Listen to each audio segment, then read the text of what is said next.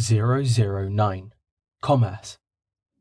Rain rested in the pool until the grumbling of his stomach overpowered his inclination to just float there for the rest of the afternoon.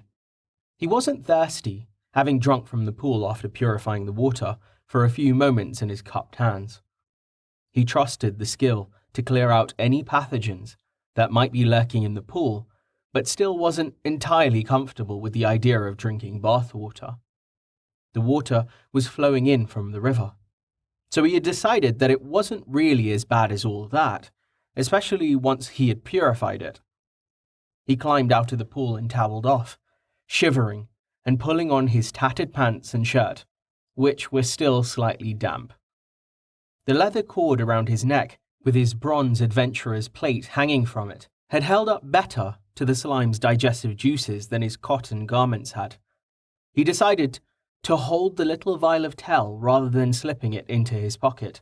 He didn't trust the seam to hold, and losing it would be catastrophic. Walking carefully around the edge of the pool, Rain looked at his vitals, seeing that his mana had risen to around 25%, while his stamina was hovering at around half. His health had recovered a little bit as well, but he still wasn't quite at full. His skin felt tight and itchy, like he'd gotten a decent sunburn. He approached the attendant to return the towel, but saw that there was a small line. Content to wait, Rain got in line and watched as those in front of him handed the attendant a small brownish coin, before retrieving their towels and heading into the bath. As Rain got to the front of the line, the attendant seemed to remember him and smiled. Rain tried to hand him the towel, but the man held up his hands and pointed at a basket near the exit of the building. Nodding to show he understood, Rain pointed at one of the coins sitting on the desk, then asked, "Bronze?" The man just smiled and pointed at the plate hanging from Rain's neck. "Bronze," he said, then pointed at a coin, said a different word. "Copper?" Rain repeated, and the man nodded. Still confused at why he didn't have to pay, Rain asked, "You copper?" He indicated the coins, then gestured to the bath. The man shook his head and shrugged. "Bronze. Something. Adventurers. Something for something." "Oh, adventurers getting free? Nice." "Thank you," Rain said, turning and walking to drop his towel in the basket. Halfway there, he turned back to the attendant and held up the towel to point at it. "Word?" Rain asked. "Towel," the man responded, and Rain filed it away. He was pretty sure he was starting to forget words, but he would never learn them if he didn't ask. Rain thanked the man again and deposited his towel in the basket before heading out into the evening sun. His stomach was complaining loudly at this point, so Rain followed his nose, eventually finding what looked like an inn, and entered the common room. Several people looked up as he entered, a few of them doing a double take at his tattered clothes and watching him as he moved across the room towards a table. As he sat, a woman walked up to him, apparently a waitress, and asked him a question. Not understanding, he shook his head. "Food?" he asked. The woman eyed him skeptically. "Something copper," she said, looking at his tattered clothing. "I guess I pay before I get my food, if I look like a vagabond. I don't have any of those copper coins, though." Rain uncorked his vial and picked out a Tel, holding it up in his palm for her to see. "Tel?" he asked hopefully. The woman sighed and grumbled something, which sounded like it had the word adventurer in it. But she took the Tel and disappeared into another room. She returned in a few moments with a huge bowl of stew and a loaf of bread. She set them down on the table in front of Rain. Then she surprised him by handing him a handful of copper coins. "Thank you," Rain said. The woman just harumphed and went over to take an order from another patron. Rain inspected the coins while he waited for his stew to cool. Seeing that there were two different kinds, she had given him two largish coins with an unknown face on one side and the number 5 on the other, as well as two smaller ones with the image of a bird and an unknown character. "I'll call that 1 for now," So 12 coppers is my change? But how much did the soup cost? Less than 1 tel, apparently. The smell's amazing. Rain started eating the soup, finding that the taste, while not quite as good as the smell, was agreeable. He tore off bits of the bread, dunking them in the soup and taking huge bites. Looking around the room, he saw a few people watching him, who quickly looked away. So adventurers aren't all that common away from the guild. Or maybe I just stick out? Good to know, I guess. Places like this inn and the baths use copper for currency, and people give you the stink eye if you try to pay with crystal. I guess using tel is just an adventurer thing. Makes sense, I guess. They drop from monsters and aren't as convenient to carry around as coins anyway.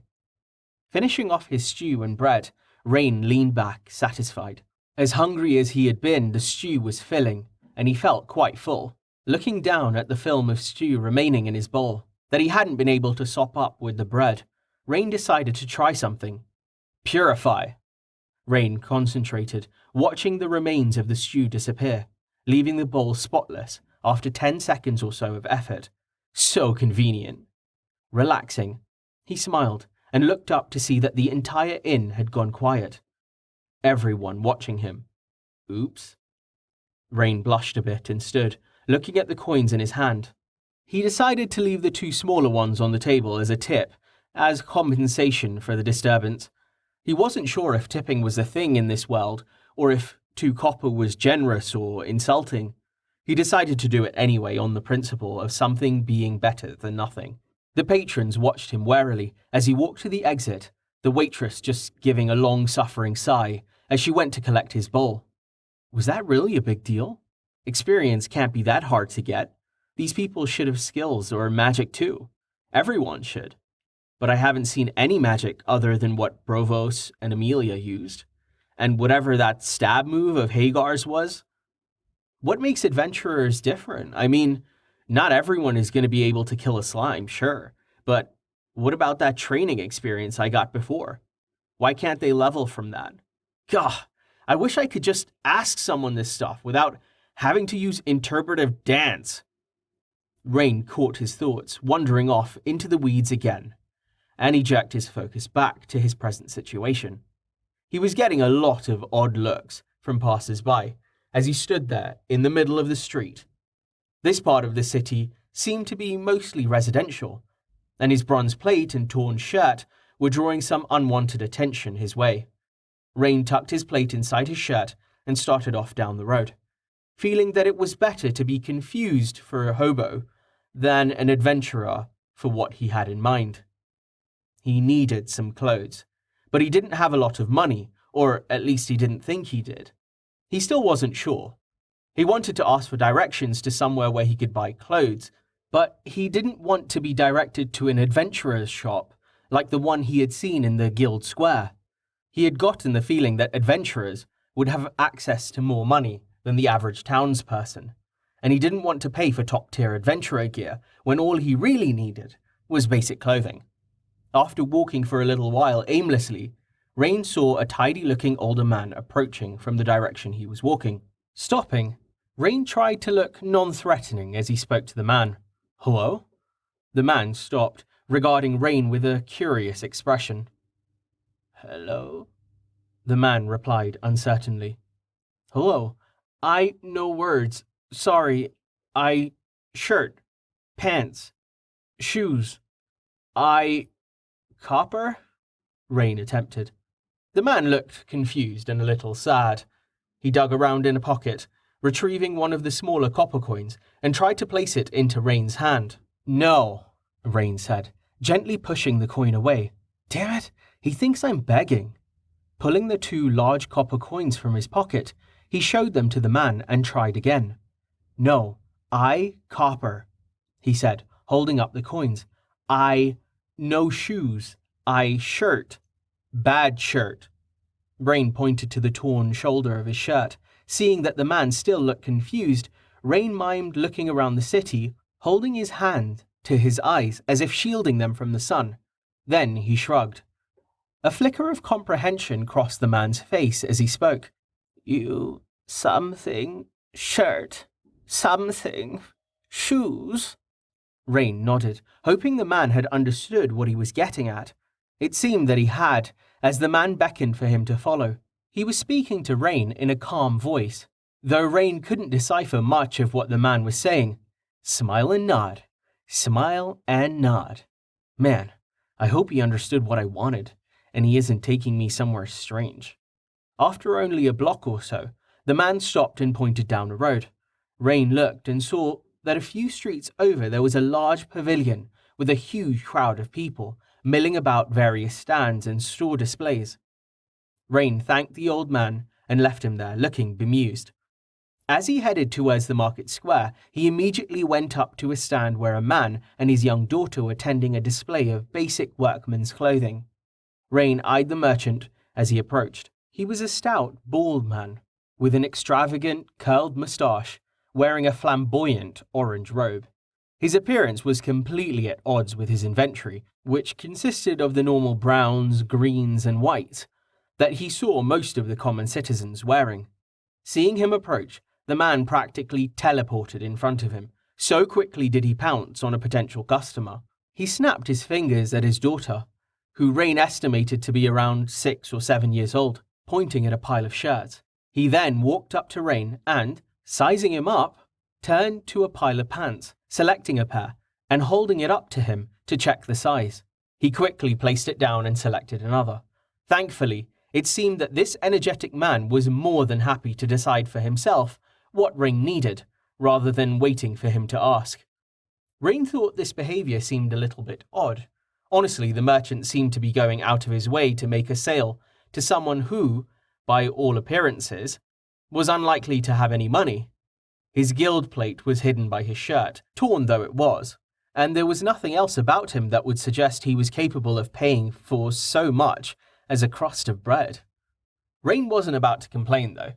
The girl brought over a white linen shirt that looked to be about his size, handing it to her father.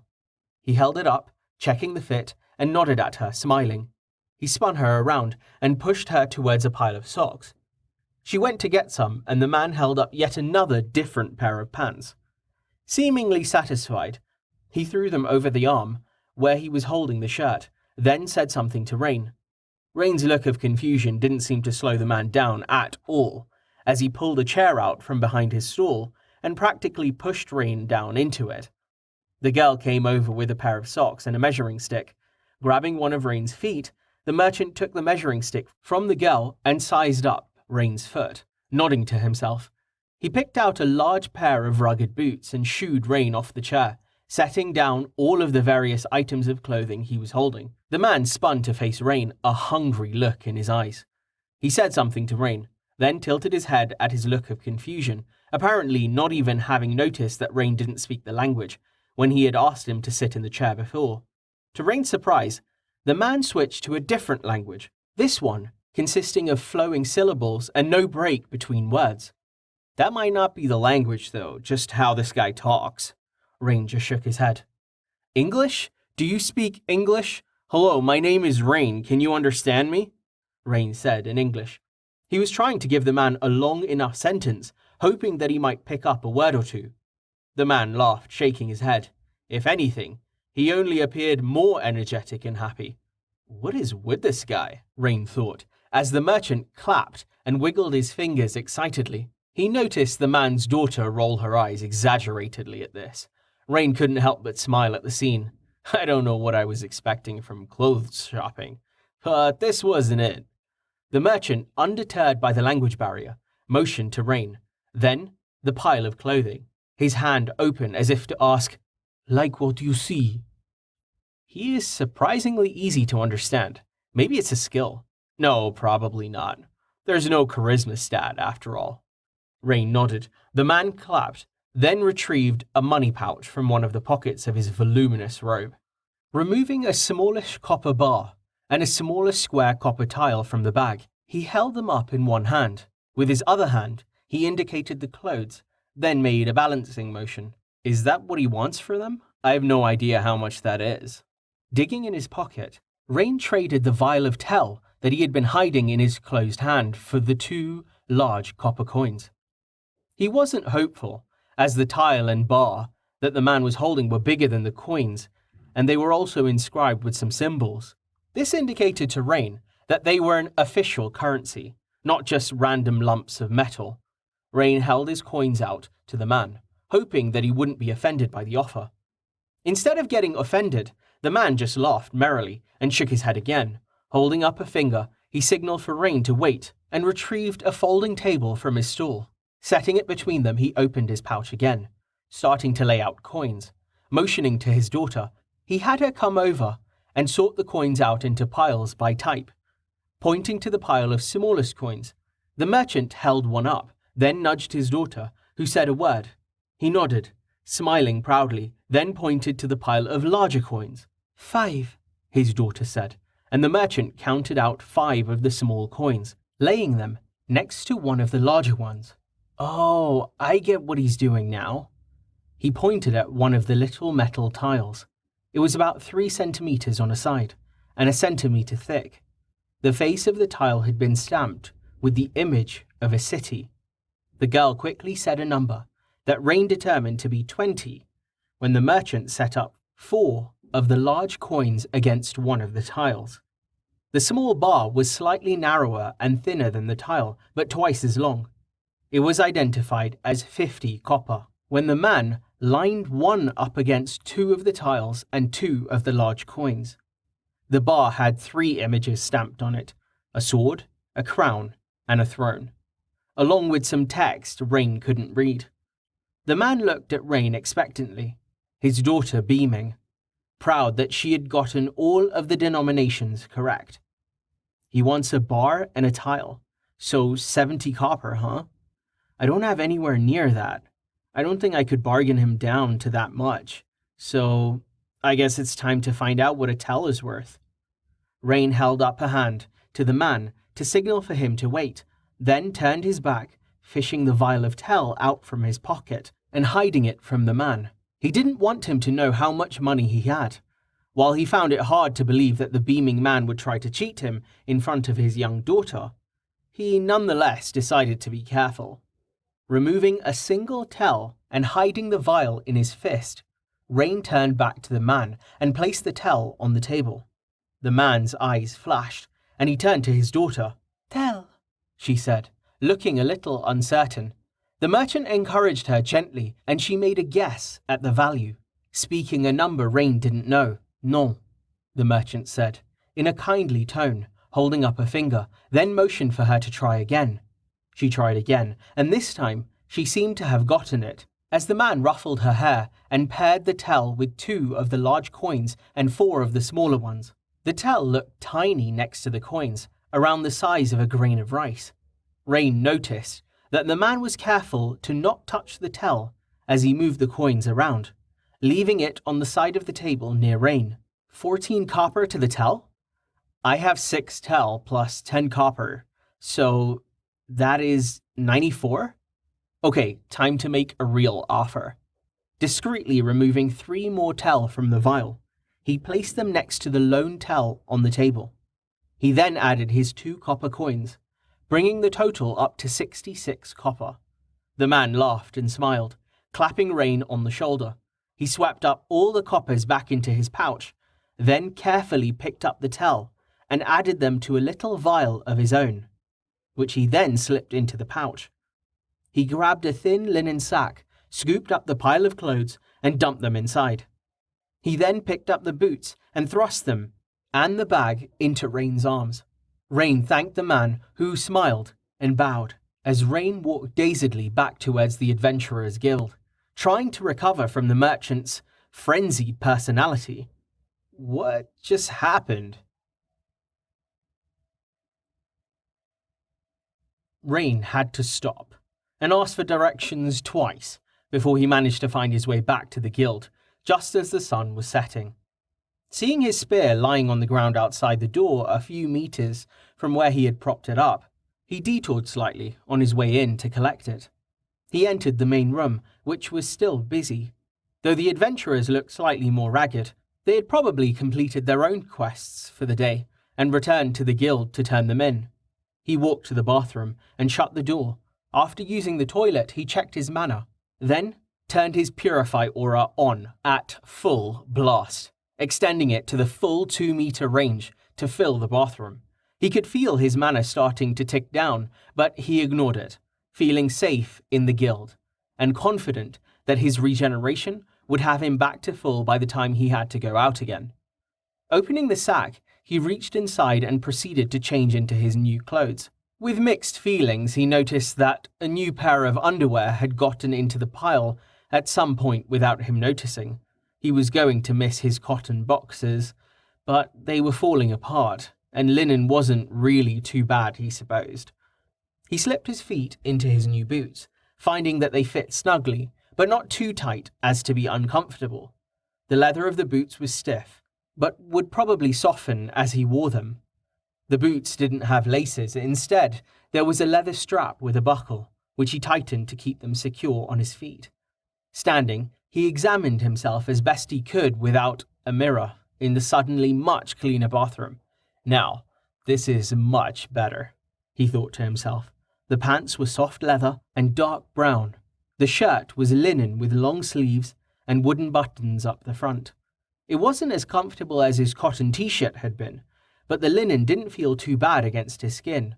All in all, Rain was happy with his purchase, and happier still at his impromptu tutorial on the coinage of the city. He stuffed his old clothes into the linen sack and slung it over his shoulder.